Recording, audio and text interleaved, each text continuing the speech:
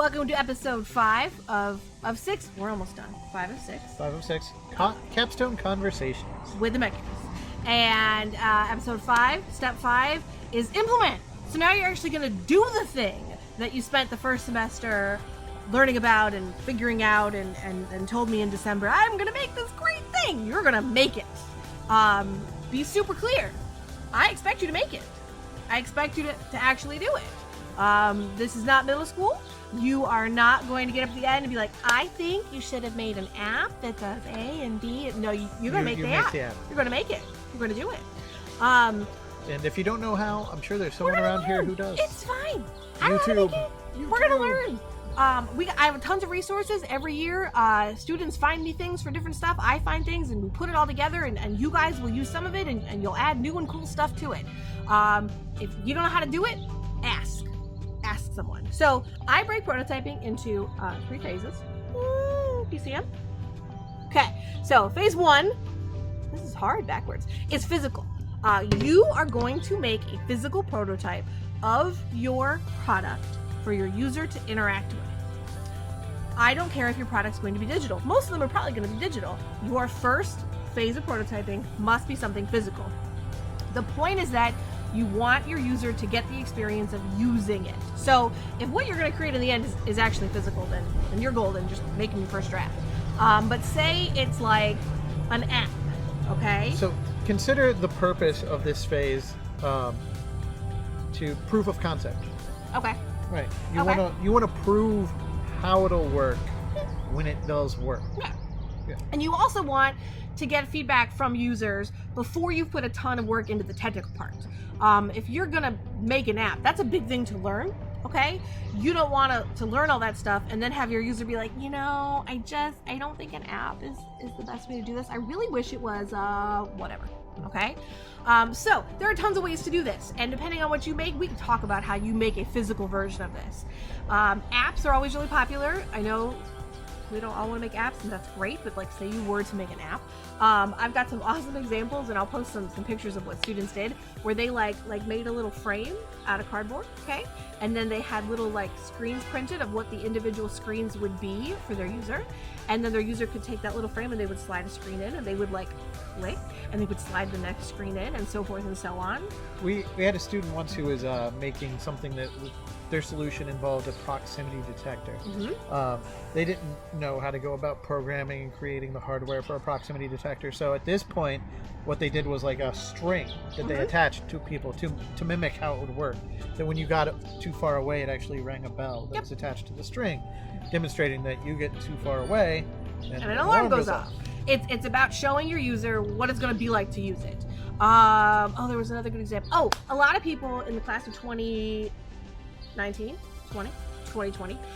they did Alexa skills, okay? Because those are becoming more and more popular and are a good thing that a lot of people use, and that's a good way to incorporate solutions. So before they got into learning how to program an Alexa skill, which can be more challenging than you think, they literally sat with their user with an Echo Dot, okay, and a list of the questions that the user could ask.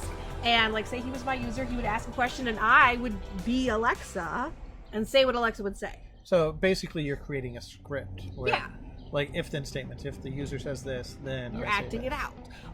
You may have seen in my classroom last year, Milan was trying to tackle how potholes get addressed in the city of Akron because that's a big problem. And so he was designing, with the help of Goodyear, a new type of kind of trailer that would go behind the trucks that would simplify and streamline a lot of the tools and steps that they did to make a pothole. And he got a refrigerator box and basically built it in my classroom and had pictures of the tools. He acted as the function. He hid in the box and kind of handed out the things that would be automated.